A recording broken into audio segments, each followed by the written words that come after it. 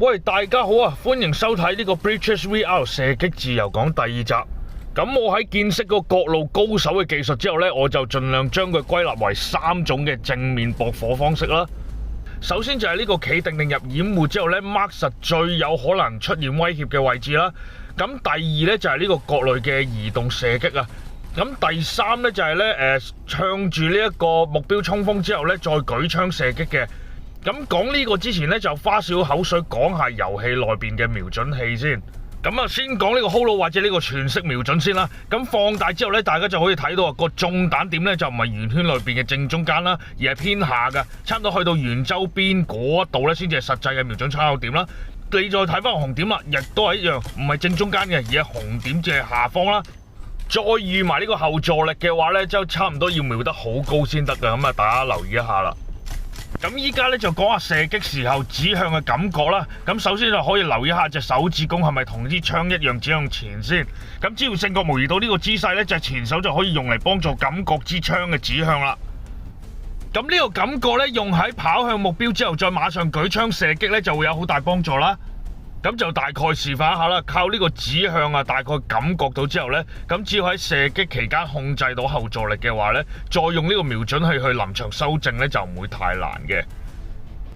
你話要好似玩左輪咁，一定要第一槍中，咁就冇嘢好講啦。咁一定要練好個感覺先啦。咁但係一般嚟講呢，呢一個方法已經可以上手到好多連射同埋可以追射嘅槍噶啦。咁講完手槍啦，可以講講長槍啦。咁原理上亦都係大同小異啊。前手嘅手指公咧都係指向前嘅，不過始終雙手咧會有少少距離啊，所以前後手只要有少少偏差咧，就真係會好容易產生呢個角度偏離啦。不過拎長槍咧就可以靠埋踭去搭救嘅。咁再加埋可以連射啦，輸出大啦。咁先練好長槍咧就反而比較緊要啦。同埋記得咧就設定呢個 virtual stop 啊，只要喺保持喺原數值之下咧，雙手同埋主眼咧再連成一線咧，其實都可以好穩嘅。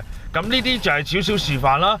大概舉咗槍之後咧，頭嗰2-3槍咧，其實個後座力好低嘅，咁就可以靠呢樣嘢去追頭打啦。咁最後尾咧就打埋個長身窿啦。咁入個靶場嘅朋友咧就知道窿有幾細啦。咁只要參考點啱咧，個瞄準同埋個射擊方法正確咧，就可以射得準噶啦。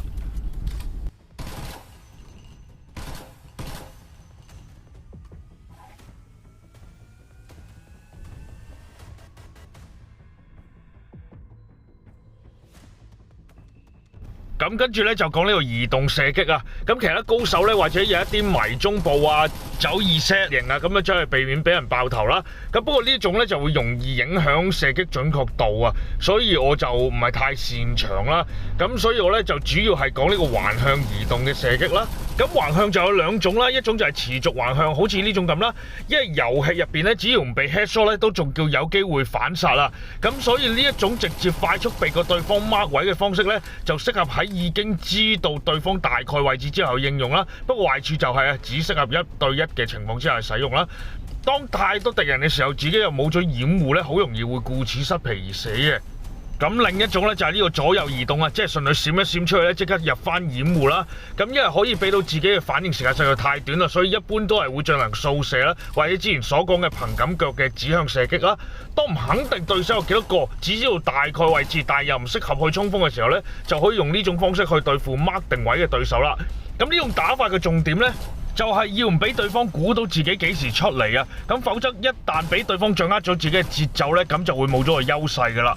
另外呢一招咧，對住啲穿牆比較勁嘅武器咧，亦都係比較冇乜着數嘅。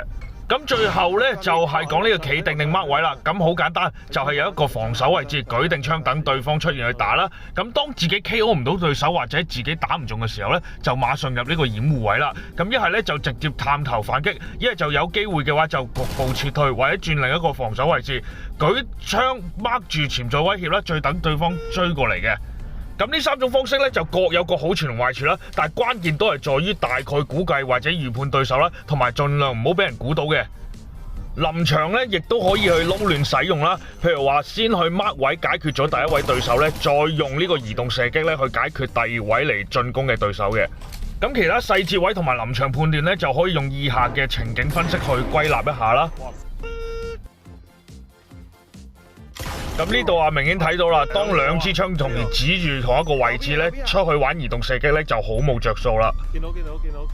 咁呢度啊 mark 位啦，咁啊純粹就聽到好多腳步聲，咁所以咧我就 feel 到有啲唔妥啊，純粹叫佢褪一褪後，咁亦都好彩啦。咁佢當我褪後嗰時候咧，佢亦都預判唔到我呢個位置，就令到我有呢個反應去成功擊殺嘅。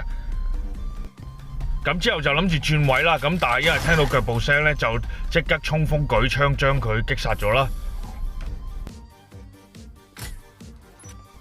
咁呢度咧就冇駁火嘅，咁但係都講啦，因為佢純粹匿埋咗喺個箱嗰度咧，諗住去mark 呢個位啊。咁我左邊嗰度仲有另外一個門噶嘛，如果我將隻手伸得太直咧，就會俾人哋知道我嗰個位置喺邊啊。但係我又要同時瞄準喎，咁所以咧嗰個瞄準姿勢咧就要調一調整啦。咁我大概就用呢個虛擬替身去示範一下啦。咁就基本上咧都係雙手握，不過就變咗45度，再加縮埋向自己嗰度，咁就可以同個瞄準器連成一直線啦。咁但係又可以將嗰個暴露面積減少啦。嗱，咁第一嘢又真係純粹埋伏啦，因為聽到嘅腳步聲啦。反而咧面對緊第二位對手嘅時候咧，就因為預判錯咗個位置，所以冇咁快殺得死佢啦。只不過咧就好彩，因為當時移動緊咧，咁就冇咁快俾人瞄咗個頭，即刻擊殺嘅。咁呢個純粹殺電腦啦。喂，兩邊啊！咁呢位對手咧就即刻閃啦，但我又唔知佢幾時會出嚟還擊啦，所以我 keep 住係咁樣掃，等佢唔會出嚟啦。咁我亦都可以去翻我比較安全啲嘅地方啦。咁但係之後咧，我就講我呢個失敗例子啦。咁我諗住衝過去預判佢嗰個頭啦，咁但係我估錯咗個位置，就俾佢用移動射擊將我搞掂咗啦。